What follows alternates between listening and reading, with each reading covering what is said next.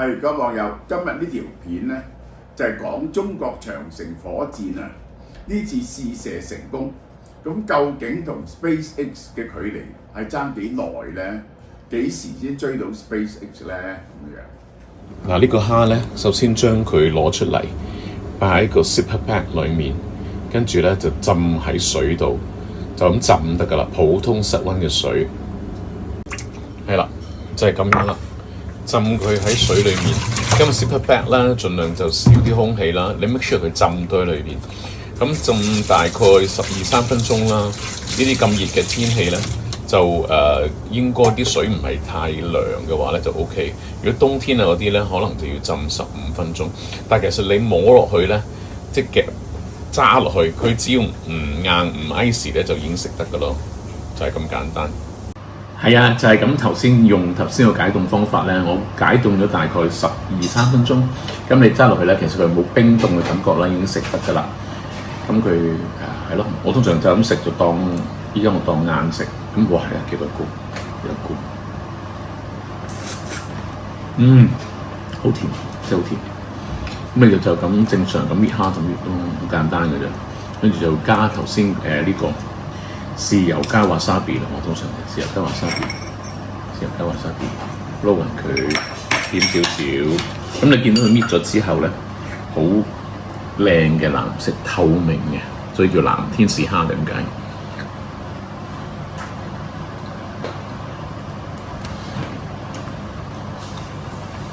好甜就係海鮮。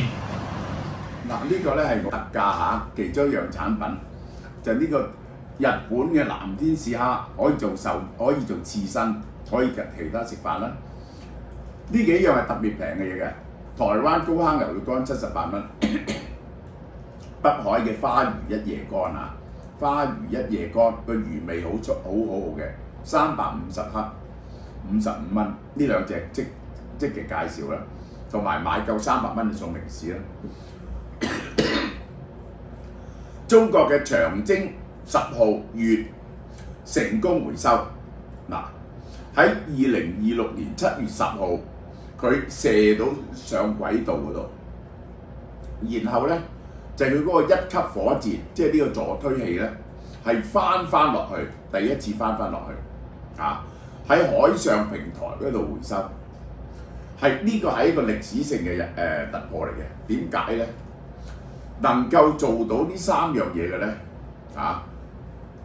世界上即係得三個機構啦。呢個就係唔係高飛再跌落嚟，而係完成咗任務，射到嘢出去，然後咧就褪翻落嚟。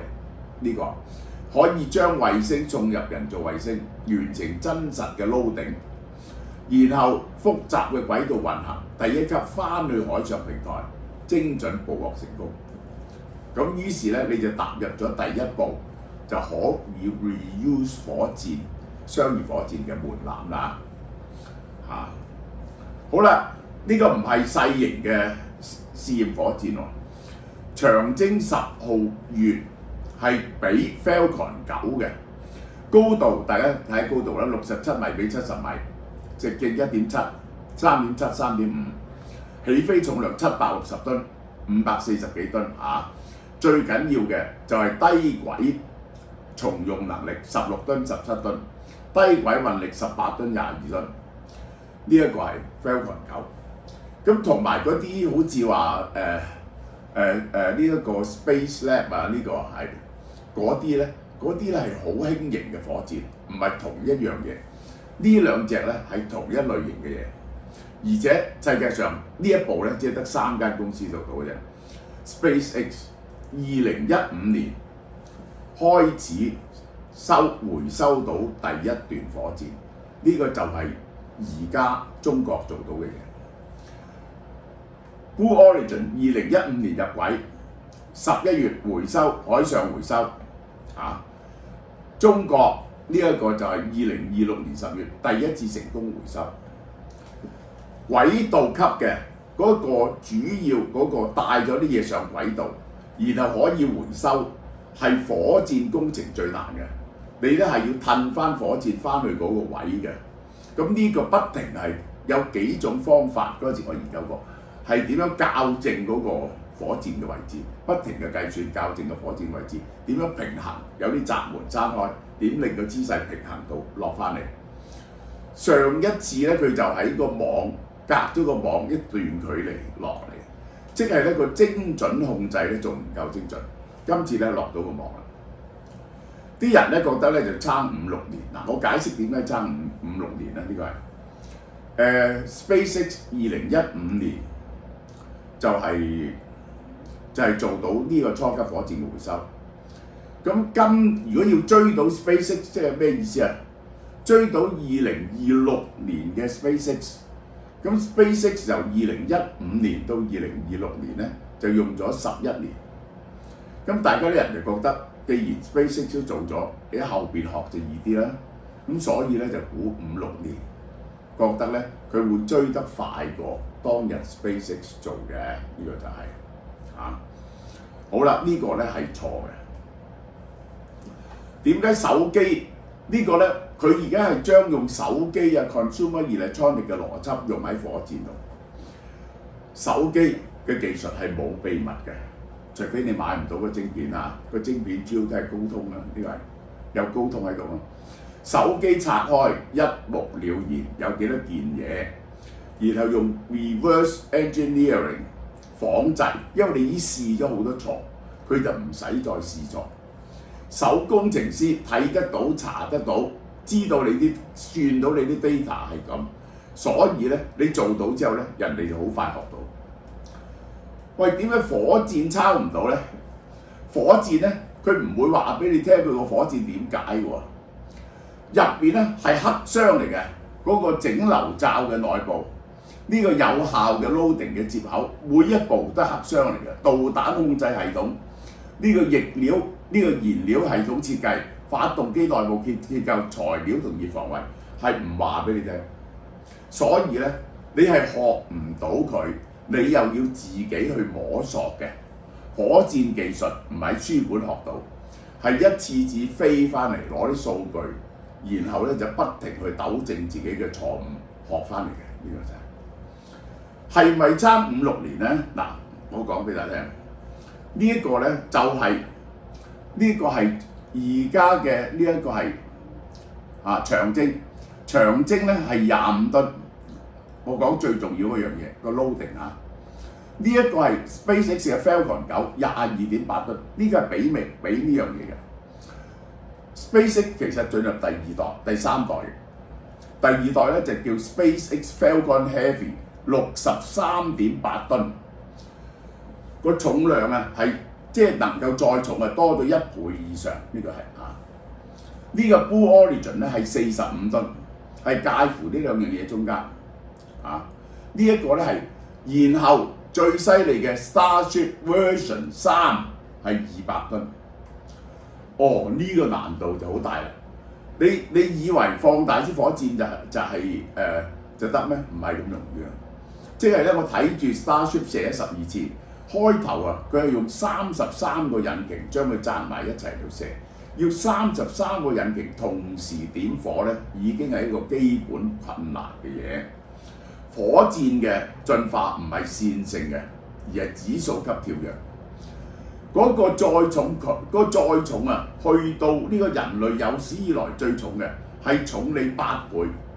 嗰個技術係非常難嘅，而且唔止問題，唔止喺呢度。而且最大嘅問題咧，我哋仲係唔知道呢個長征呢個10號月，佢嗰個用攔網嚟到收翻，係唔係可以呢個迅速地再用？因為咧1級火箭你可以重修，你可以回收翻嚟，你要做幾多嘢先至可以再次用咧？呢個先至係關鍵。歷史上咧就有穿梭機係可以不停再用，但係佢其實咧每次翻嚟咧，嗰啲隔熱瓦嗰啲咧就脫晒，嗰個機體咧差唔多要拆晒嚟到重做，結果就發現係揾自己笨嘅，因為隔咗年幾先可以射第二次，成個火箭咧幾乎乜都拆，嗰個穿梭機都乜都拆晒，係非常昂貴嘅，所以後來穿梭機咧就停咗。你 reusable 係 depend on 你嗰個每次飛行個損害係有幾大。真正嘅 reusable 好似飛機咁咧，就係落嚟唔使加油就再飛，咁咧就係 totally reusable。呢個攔網嘅技術啊，呢一樣嘢啊，因為佢個落點咧，你唔能夠精確計算到。呢個咧一定係造成某種程度嘅喺邊點落，對嗰個火箭造成幾大嘅傷害咧，唔知。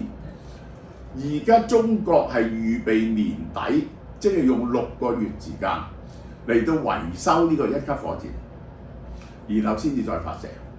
6個月係好長時間，個火箭已經要執好多，要重新成個火箭由頭檢查過。呢一個你一定要迅速可以再用先得嘅。而家 SpaceX 係進步到點咧？佢嘅1級火箭回收咧，可以用32次。嗱，我解釋俾大家聽，呢個係嗰個成本係咁嘅。傳統咧係2萬蚊美金，1公斤嘢射上去，你就跟住你個 reusable 嘅 engine 可以 reuse 幾多次，個成本咧就一直下跌。第二咧就係你個火箭有幾大碌，越係射得多重量上去 loading 上去咧，個成本咧就越平。呢兩個係最大嘅 factor， 呢兩個係最令到成本減低嘅 factor。我哋睇下呢個，而家普通嘅呢一個傳統火箭係2萬到25000蚊1噸嘅，而家仲係用緊呢啲嘅。呢個 Space 咧係用緊呢個嘅 Falcon 9咧就係1200蚊到，1200蚊到。呢個 Falcon Heavy 咧就800蚊到。Blue Origin 嗰個，如果佢可以全部重用咧，就1500蚊。一去到 Starship 咧，佢就跌落200至300蚊啦。點解咧？佢係一個巨大嘅技術突破嚟嘅，呢個就係呢個技術突破咧，就係連嗰個2級火箭都可以回收。個2級火箭就係等於個穿梭機，飛到上軌道嗰度可以完整地落翻嚟，2級重修。回收2級重修就係去到每公斤200蚊至300蚊成本。嗱，佢係盡量減少嗰個 damage。呢個咧點解要用筷子夾咧？第一部分係用起落架，有個登陸架落翻嚟噶嘛。而家呢用筷子夾咧，就因為咁樣係最少 damage 嘅。佢嘅目標咧係幾日後就可以再發射㗎啦。呢個就係重回大氣㗎。如果你可以迅速 totally reusable， 唔係要大量維修嘅咧，嗰個你嘅發射成本咧就只係嗰個燃料成本。個燃料成本咧通常係5% 嚟嘅啫，5%。呢一個就係燃料成本係5%，但係仲係幾十噸嘅20-30噸火箭嘅計算，去到200噸咧個成本咧就大啲。因此可以好大批量咁樣就係生產。火箭真正累積嘅係乜嘢咧？火箭唔係做一次成功，係每一次飛行都令到你更加完美。每次發射都係一個學習，你攞到啲數據，原來咁樣唔得，於是就調整數據。累積冇人可以教你嘅呢啲嘢。累積飛行次數，累積工作經驗，提升可靠性。飛行得越多，數據越多，數據越多，火箭越可靠，係數據驅動嘅工程。呢一個咧，而家你要講係 SpaceX 係射得幾密啊 ？SpaceX 咧已經係每個禮拜有火箭射，而呢個我要講啊。呢個當Elon Musk 嗰個 SpaceX 真正勁啊，就係佢係可以好快地再做。SpaceX 咧一次射咗，譬如呢個 Starship 咁啊，佢一做咗12條火箭出嚟，係預備嗰啲彎喎，一次過做晒12個出嚟，射完調整數據再射。佢通常都係隔2-3個月。而家咧長征火箭咧要隔半年，如果用呢個嚟講咧，即係簡單啲嚟講 ，SpaceX 要11年嘅進化咧，呢個長征火箭咧就要22年以上先至可以去到佢今日嗰一步。主要係兩套方法咧係完全唔同嘅。傳統航天我唔係講呢一個，我唔係講呢一個中國，呢個包括埋 Blue Origin， 包括埋 NASA 其他火箭嗰個 SLS 火箭，佢哋全部都係設計完，然後咧就 review 完咧攞到批准，然後測試，然後 launch， 係要層層批准嘅。個週期好長嘅呢種，而家美國呢種軍工製造咧都係行呢套方法嘅，所以 develop 一個新嘅武器咧係好慢。SpaceX 就而家嗰啲 start up 嘅做法，嗰啲 start up 嘅做法咧，首先個決策階層咧好平啊，即係嗰個火箭做火箭啲人可以直接同 Elon Musk 講嘢，而 Elon Musk 係一可以試就試，不停短週期短。然後成本低，佢係用一啲盡量減輕個火箭嘅成本，然後小步進步，高度彈性，創新驅動，成套嘢咧係似其他嘅似由軟件工程度學翻嚟嘅，呢個不停嘅迭代，呢個就係傳統航天係計劃好晒，唔會錯啦，試好晒先至行動。Blue Origin 嗰個火箭。每次要搞成10個月1年 ，SpaceX 咧係射咗先算，呢個就係一做到12支出嚟，逐支去試。真正嘅優勢咧 ，SpaceX 係佢嘅學習速度比你快。真正嘅差距咧，唔係 engine 係制度，呢個係呢個大陸雖然係已經係盡量快，但係咧佢都係同傳統嘅軍工一樣。係做好晒嘅設計，每部分喺地地上面測試過，反覆測試過得啦，然後夾埋佢，然後逐度測試，然後個安全係數去到幾多就攞 approval。點解佢哋要好穩陣咁做咧？其實一樣嘢，就係咧佢哋付唔起失敗嘅代價。傳統就係一失敗咧，就有好大嘅政治壓力。呢一種嘅方法咧，SpaceX 係高速工廠，佢係唔使驚失敗嘅，佢唔使驚失敗。你哋咧就驚失敗嘅，驚失敗咧，於是就意圖做到佢好穩陣，但係結果 Blue Origin 你咁驚失敗，都係最近發生咗次大爆炸，將佢發射台咧爆爛咗嘅。嗰個成個分別係喺個設制度同埋執行文化上邊，我唔覺得中共可以改到嘅。中共呢啲咁嘅嘢咧，仲係走翻佢傳統嘅呢個武器火箭發展嘅規律。所以咧，佢第二次火箭話喺年底再重用1級火箭重修，可能咧根本做唔到，要延遲嘅。咁樣嚟講咧，你嘅進步咧係應該係慢過 SpaceX 好多嘅。我話最大嘅問題咧就係、是、你2015年，而家喺2015年你喺呢度，2026年你要追2026年嘅Starship 咧 ，Starship 咧係經過咗 Falcon 9、Falcon Heavy 呢個 Starship 嘅商業飛行。應該到2027年頭咧 ，Starship 咧就完全成熟，佢一次可以射200噸嘢上去。咁於是咧，佢嘅飛行經驗咧係非常之多，你係冇辦法同佢比嘅。佢而家超過1萬粒衛星喺個天空度，而你只係得200-300粒，中國係。去到你可以大量商業運營嗰陣時咧，嗰個最適合做呢一個電信嗰個低軌衛星嘅空間，差唔多嗰啲 frequency 同空間，俾呢個 SpaceX 霸佔晒。佢係大陸申請咗1萬幾嘅 ，Blue Origin 就1萬幾嘅。但係咧，你一到中期你做唔到咧，你就要 cut 㗎啦，個 quota 係。而你睇住咧，佢哋兩個咧都會 miss 晒佢哋嘅進度嘅。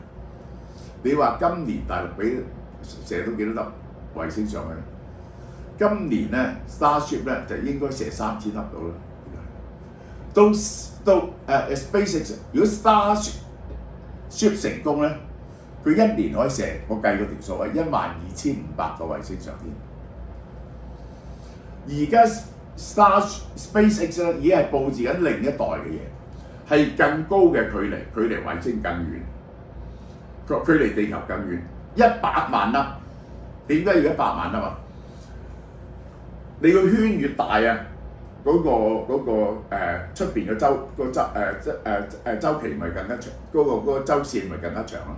所以咧係多好多嘅呢個位100萬粒。點解要離地遠啲啊？因為咁樣先至可以長期接觸到陽光，呢個係接觸到陽光。嗰100萬粒衛星咧就唔係做電訊，因為咧做電訊咧就一定係要呢個近軌衛星呢個距離咧係最啱嘅。你越遠咧個 latency 咧就越大鑊嘅，呢個就係。但係如果你要做 AI 嘅 data centre 咧，你係要24小時接觸到陽光，提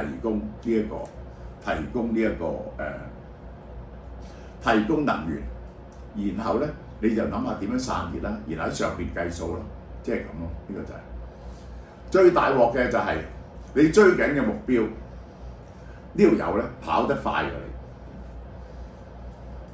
你，佢一直向前跑，到你追到嗰時，譬如你近軌衛星，我覺得我客觀地睇咧。通常係4-5年後啦，2029啊，2030啊，長征係咪可以去到成熟地用呢個長征10月嚟到不停射衛星上去咧？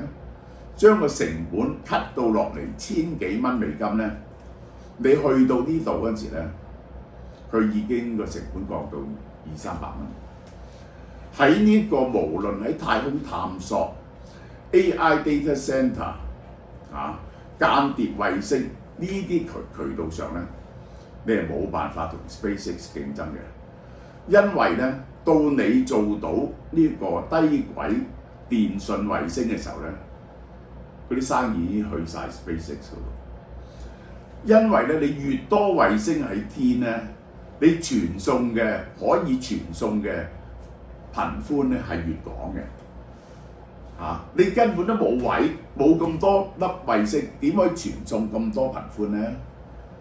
於是咧你就冇 revenue 可以去支持你進一步嘅發展。當然你可以用國家資金，但係咧你同佢哋 SpaceX 用真係賺翻嚟嘅資金去再作投資咧，呢個係爭好遠嘅。如果你話爭5-6年咧，嗰啲人咧係將佢當手機，呢個就係，而唔明白咧呢啲咧完全係黑箱工程，係數據，係摸索嚟嘅，呢個係。有口氣困擾，即刻試下韓國 UNI-B 蜂膠牙膏，抗菌護齦，一次過預防口臭、牙周病，成分天然無添加，大人細路都用得安心。想牙齒健康，即刻嚟俏貓貓超市掃貨啦！係啦，呢隻嘢好受歡迎嘅嚇，天然蜂膠抗敏之選，呢個就係38蚊，大家可以用呢個，係無添加、冇酒精，唔會令到你口乾，冇化學成分，蜂膠天然嘅呢一個殺菌。時光帶走咗一代人嘅背影，但呢份手作嘅倔強，我哋仲係想幫香港留住。有啲味道，食一次少一次。香港製造大廚系列嘅竹升手打蝦子麵，俏貓貓為你守護住呢份堅持。